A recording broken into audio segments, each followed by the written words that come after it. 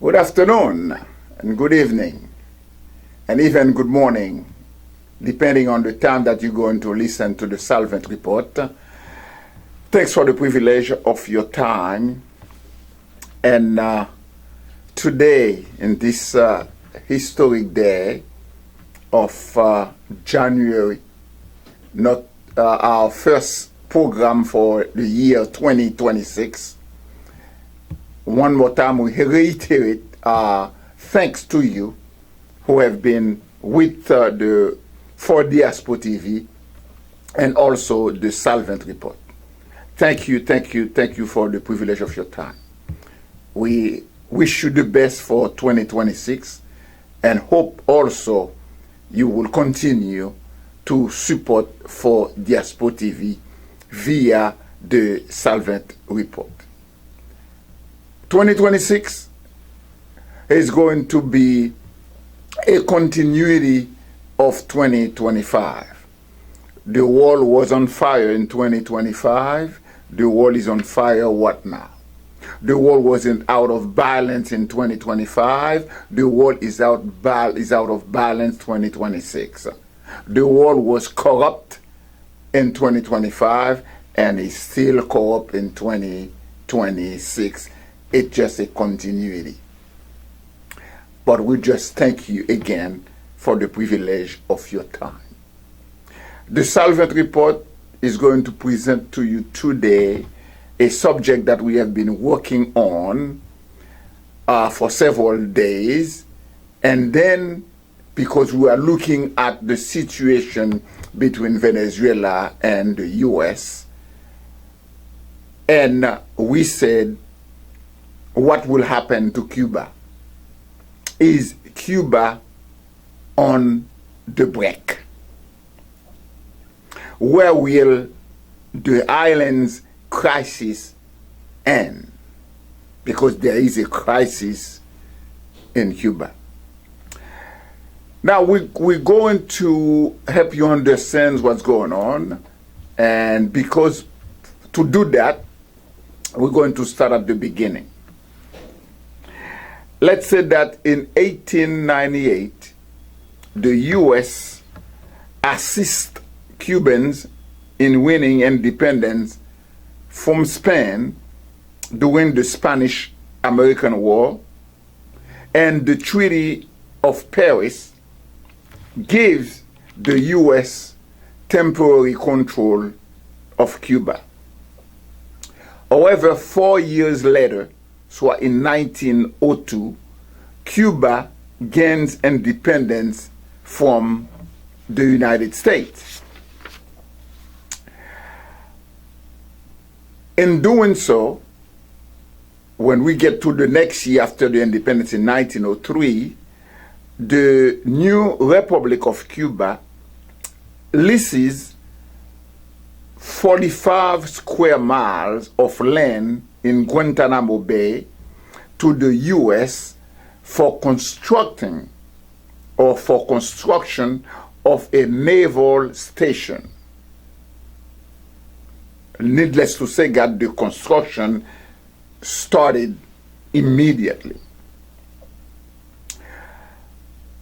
Former President Fulgencio Batista staged a coup with the support of the army and assumed power. We are now in 1952. And in July 26, 1953, Fidel Castro and some 150 others, they attacked Santiago, meaning the Moncada military, a barracks in Santiago de Cuba, in an unsuccessful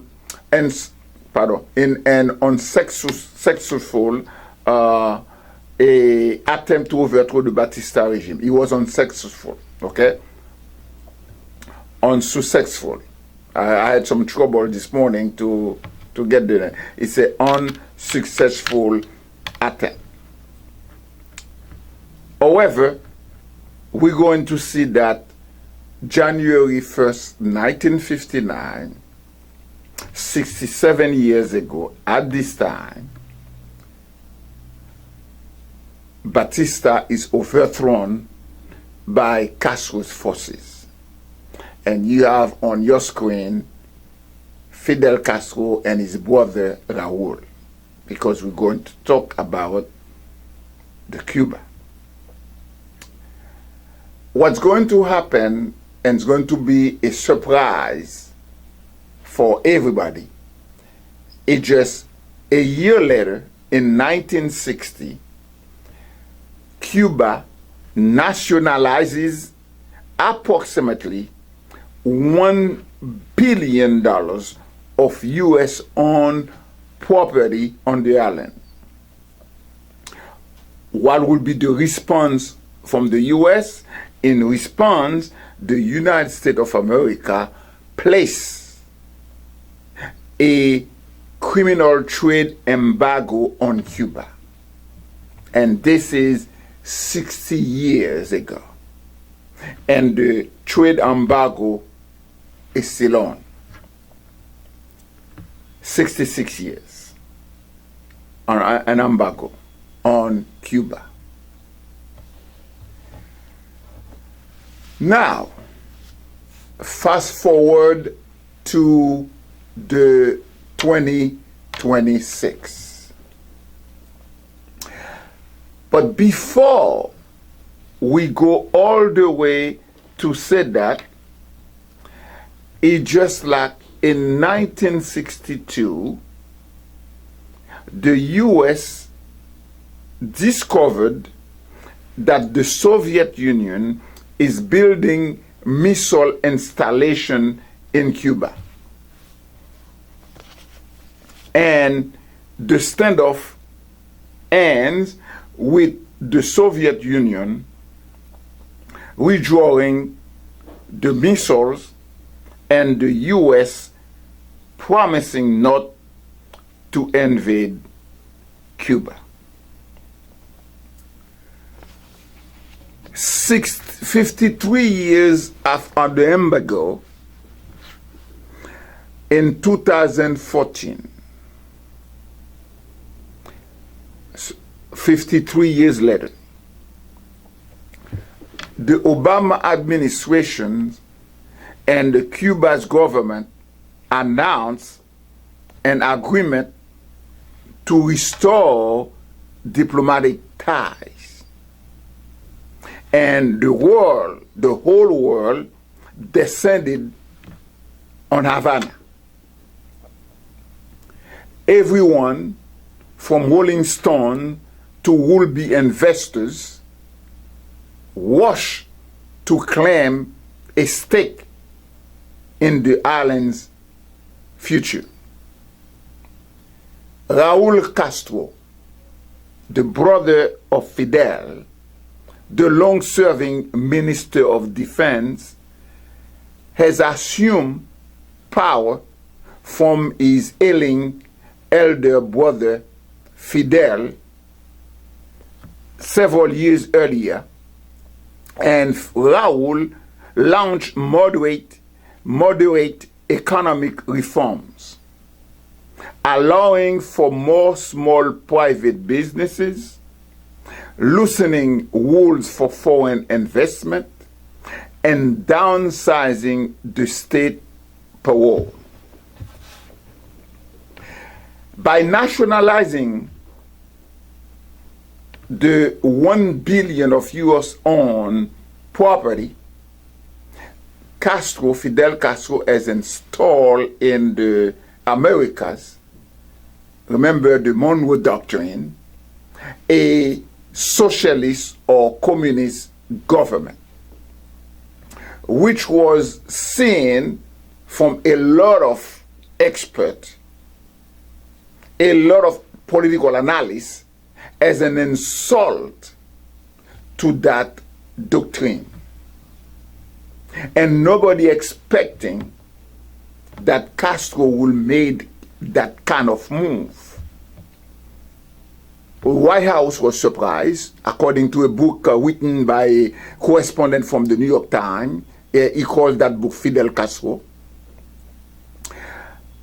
Congress was surprised. The CIA, the FBI, and even the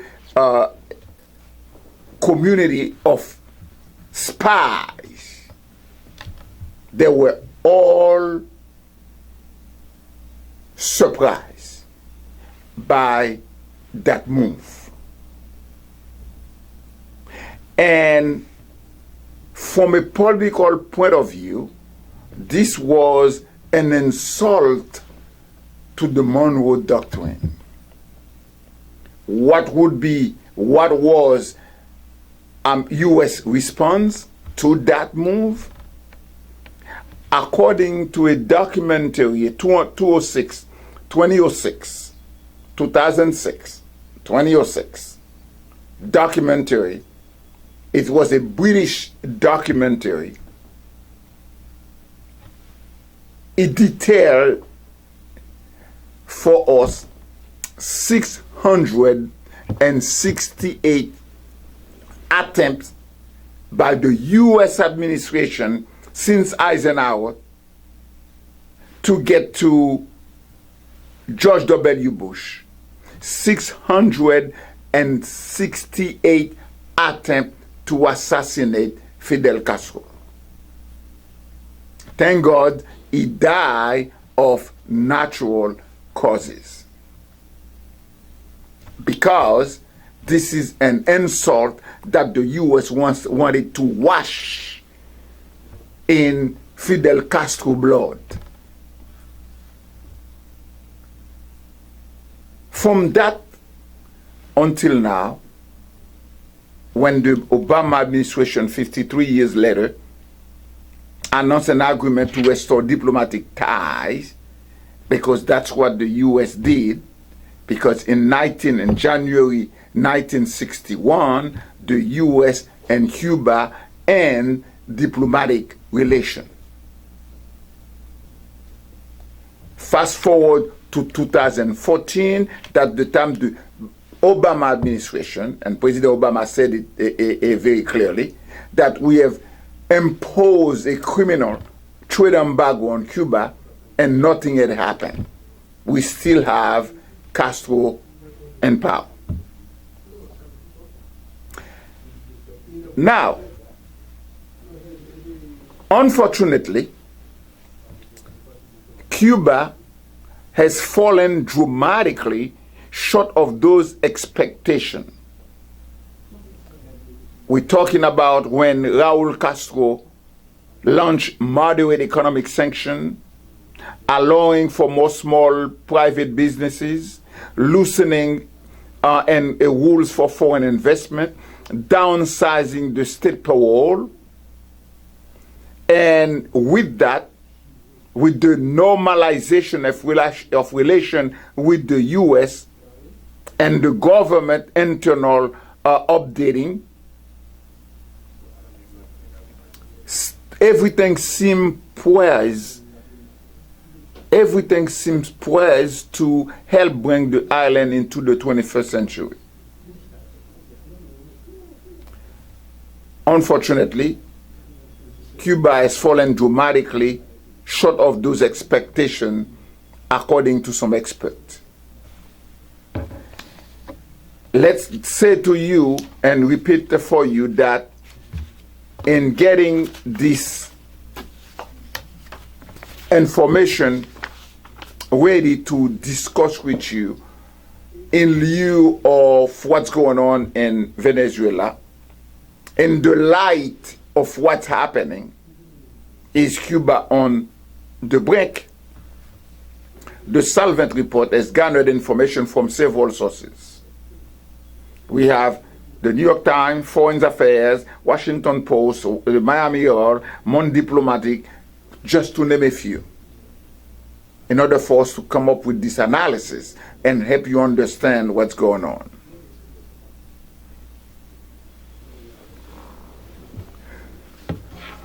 Today, in the last 5 years, well over 1 million people, more than 1 in every 10 Cubans, have fled the country, mostly for the United States of America. And we're going to show you that there were two causes.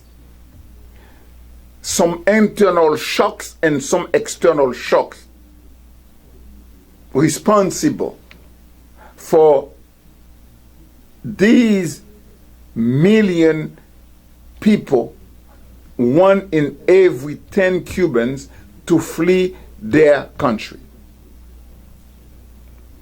And today, under President Miguel Diaz-Canel, the island is enduring its worst economic crisis since the collapse of the Soviet Union. While we mention the collapse of the Soviet Union, because before the collapse of the Soviet Union, Cuba was receiving subsidies worth between $4 and $6 billion a year from the Soviet Union. Let mention, however, because we said that at the beginning too, that the new Republic of Cuba leased 45 square miles of land in Guantanamo Bay to the United States for construction of a naval station for the amount of $4,085 every year. That means the U.S. supposed to pay and was paying Cuba $4,085 every year for that 45 square mile at Guantanamo Bay until January 1959, because the Castros have refused to receive that money. The Castro have refused to accept that money. Meaning, if you have a calculator, $4,085 every year, as of now, we have 66 years. Meaning the U.S., which we know the money is somewhere lacking interest, the U.S. owes Cuba for this land, the 45 square mile, $269,610. That's for your information. That's not a lot of money for a country, but that's your information. This is the amount of money from January 1st, 1960 to what now, 66 years, that the Cuban government has refused to accept payment, meaning the U.S. owes Cuba for this land, for this lease, $269,610.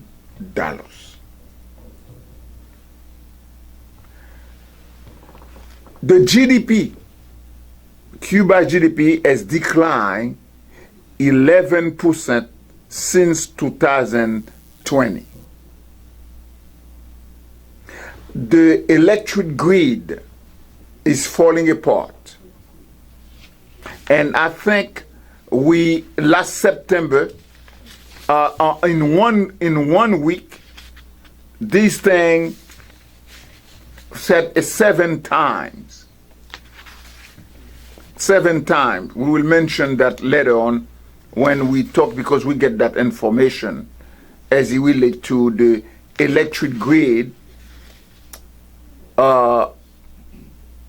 in Cuba, because they have what we call in Venezuela, in Cuba, a blackout. 7 times. So Cuba's unfolding tragedy, let me repeat it again. Cuba's unfolding tragedy is partly the result of external shocks. Is partly the result of external shocks, because the U.S. has imposed a criminal trade embargo for 60 years. We're going to see that in some of instances all over the country, all over the world. That's what the U.S. is doing. Imposing trade embargo, imposing sanctions to this country, saying that socialist, communist, but the sanctions do more damage than public policy of these government. And then they pointed out, you see, when you have a communist, when you have a socialist that don't do anything to their people and everything like that, when in reality, the sanction do most of the damage. The same thing for Cuba. Cuba's unfolding tragedy is partly the result of external shocks. And the first one is when the American president, the actual American president, was elected in 2016. After taking office, the American president reinstated almost all the sanctions that the Joe Biden administration had lifted. And between 2019 and 2020, the actual president, for instance, is sharply restricted flights, remittance, and travel to the island. And in 2021, the American president redesignated Cuba as a state sponsor of terrorism, mainly for harboring a handful of fugitives from U.S. justice.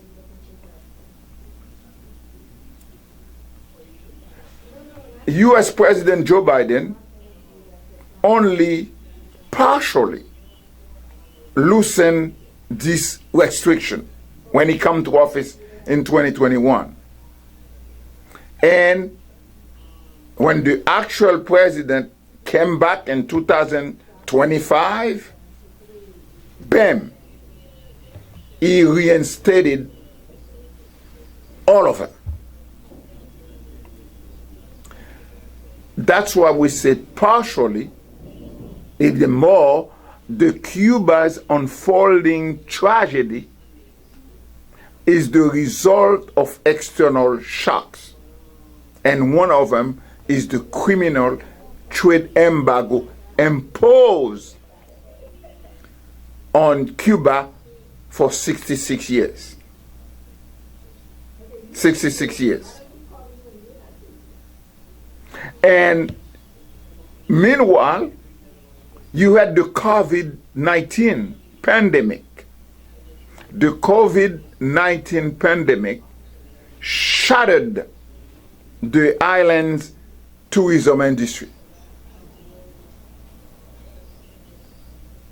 And with this administration 2.0, this administration is mounting an increasingly aggressive pressure campaign to oust President Nicolas Maduro, and already sharp reduction in oil aid from Caracas to Havana in recent years threatens to get worse, and Cuba risks losing its most important economic and geopolitical partner, which it just did today.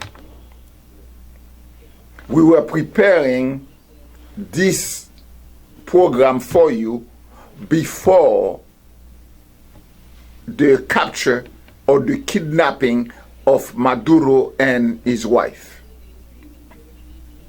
We were thinking about all the pressure there were to house Venezuelan President Nicolás Maduro was going to have some consequences on Cuba, because Cuba is going to lose, and he has lost today its most important economic and geopolitical partner. That's Maduro. But the current emergency is also a mess of the Cuban government's making. First, we got the external shocks. The criminal trade embargo for 66 years imposed on the country. And now that's sanctioned, criminal trade embargo. Now what happened to the public policy of the government? And also is responsible, because it's also a mess. It's responsible for that mess. Despite Raúl's reform, authorities have been unwilling to break decisively from the country's sclerotic central planning model. Additional private sector expansions have been fitful, and bad monetary policy has contributed to severe inflation. The government has likewise been averse to any meaningful change to the island's one-party system. One-party system must be there. As a result, the island's economy remains fragile and unresponsive, and past excitement in Washington for greater engagement with Havana has been replaced by skepticism, hostility, or disinterest.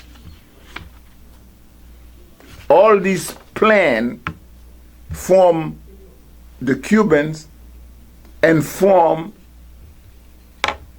a businessman in America, all of them, it was for nothing.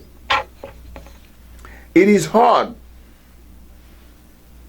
to be hopeful about Cuba's future. Raúl, who is now 94 and still plays the role of eminence grise, will be soon, along with the last of the generation that forged the 1959 Cuban Revolution, it will die soon. He will die soon. He is 94. But to get out of the current quagmire, a new generation of leaders will have to seriously commit, at a minimum, to deeper economic liberalization, painful as it might be in the short term, and to fully set the country on the right path, they will need to democratize as well. And democracy depends on your own definition. Sadly, after a decade of policy tinkering, Cuba's current leadership has given few signs that is ready to tackle the island's challenges head on or cede control to those who could. And that's the problem what now, not only of Cuba, but the whole world.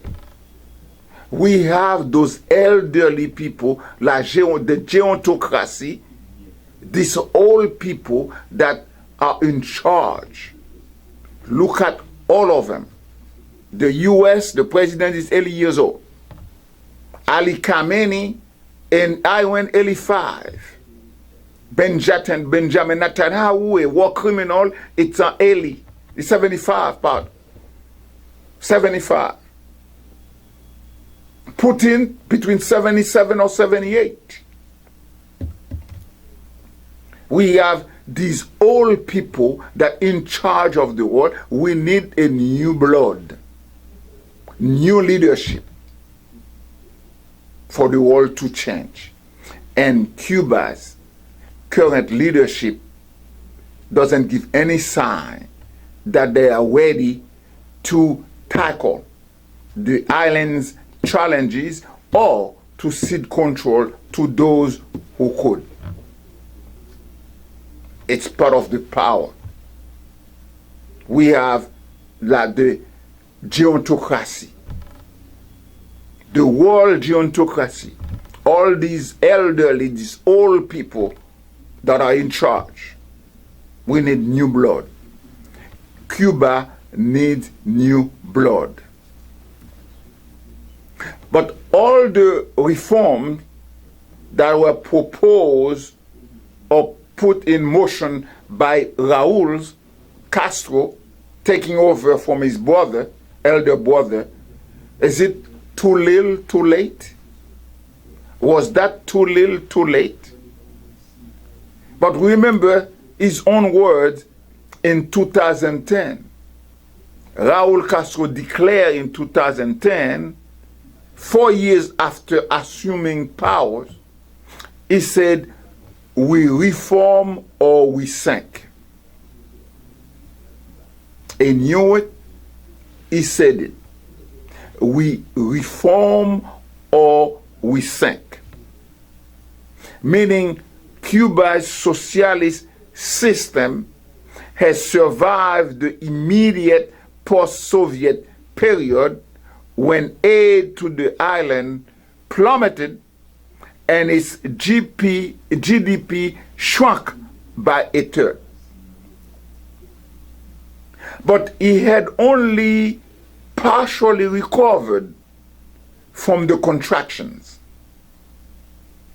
To put the Cuban's economy on a firmer footing, Raúl Castro devised a straightforward plan. Remember, he said, we reform or we sink. What did he propose? He shrank a bloated state by laying off 500,000 workers while expanding a tiny private sector of self-employed workers running restaurants. It was a bloated state.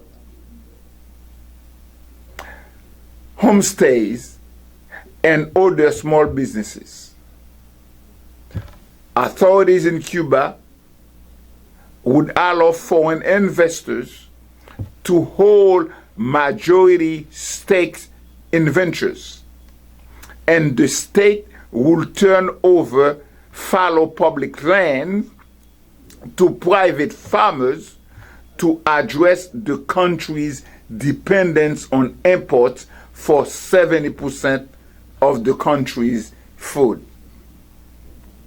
That was Raúl's reform. Was that too little or too late?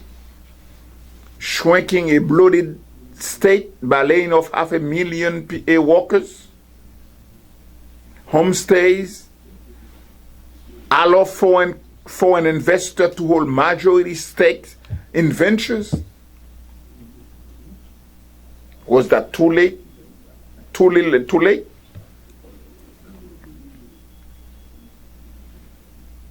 Cuba's best economist quickly pointed out the plan's flaws. Immediately after Raúl Castro put forward this plan, and immediately Cuba's best economists, not by outside people, outside economists, international economists, no, the Cubans, son of the country, daughters of the country, who are economists.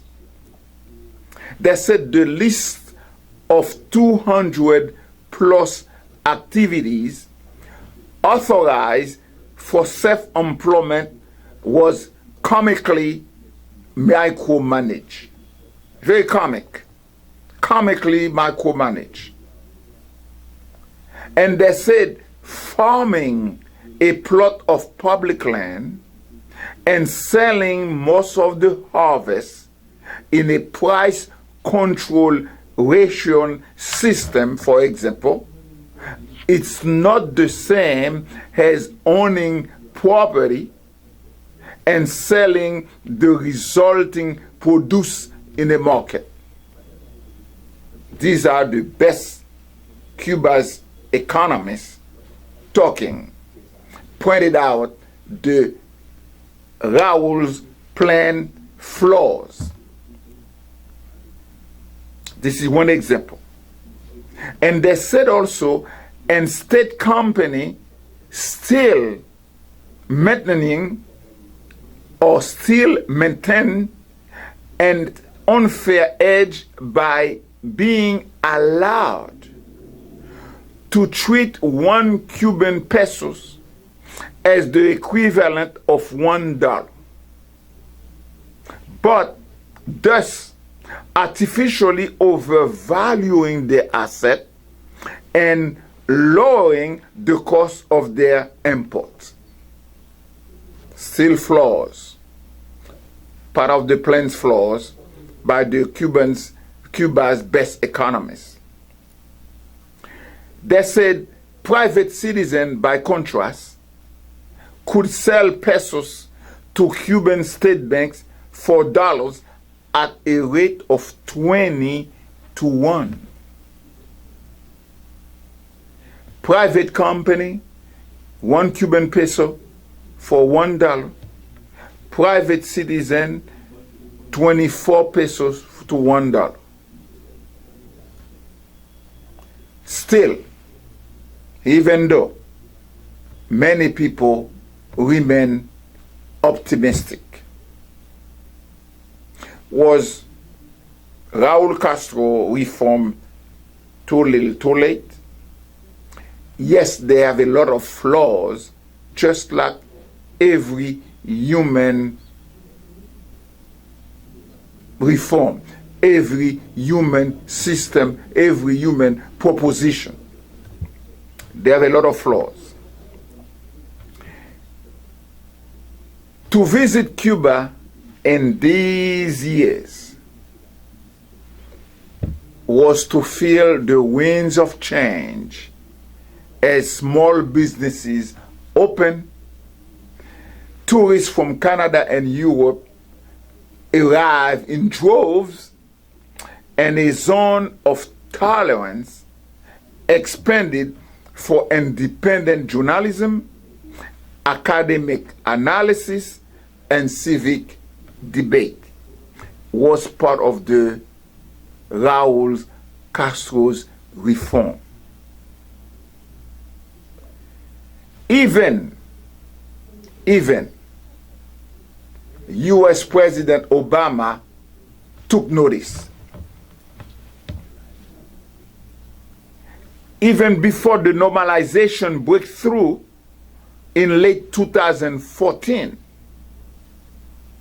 his administration, we're talking about Barack Obama's administration, authorized Americans to travel in group tours to the island if they wish to support the Cuban people. members of the Cuban diaspora visited family and brought in millions of dollars in remittances, providing seed capital for small businesses. After the country formally restored ties, airlines established direct commercial flights between them. There were cruises, self-guided visits, and a new foreign investment exception to the long-standing embargo on U.S.-Cuban trade. And all in all, in 2016, 2 years later, more than 580,000 U.S. and Cuban passport holders, in other words, Cuban American, boarded island-bound flights from Miami from Miami International Airport alone. 2016, 580,000 Cubans American. Meaning, via those cruises, self-guided visit, and all these trips, 580,000 of them. Meaning a lot of millions and millions and millions in remittances.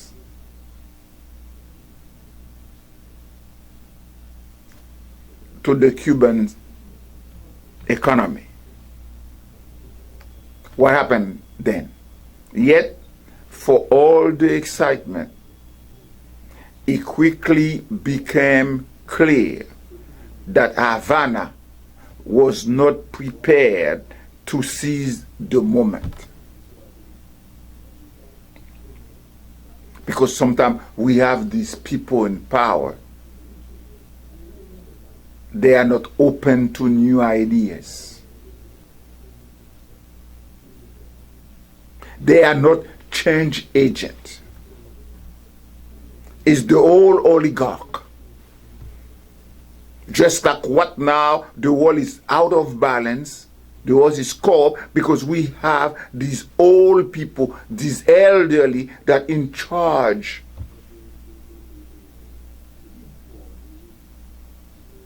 I forgot to mention Xi Jinping. He's as old as dirt too. In French, we say, c'est la gérontocratie. Same thing in English. These elders are in charge. The world needs a new leadership. We have that 2 years ago in this program. The world needs a new leadership. Hardliners in the Cuban government bristle at Obama's hopeful rhetoric, decrying it as a Trojan horse that will bring unwelcome political change, and call for deepening market reforms went unheeded as party leaders fear unleashing economic forces that they could not control. Calls for deepening market reforms went unheeded as party leaders fear unleashing economic forces that they could not control.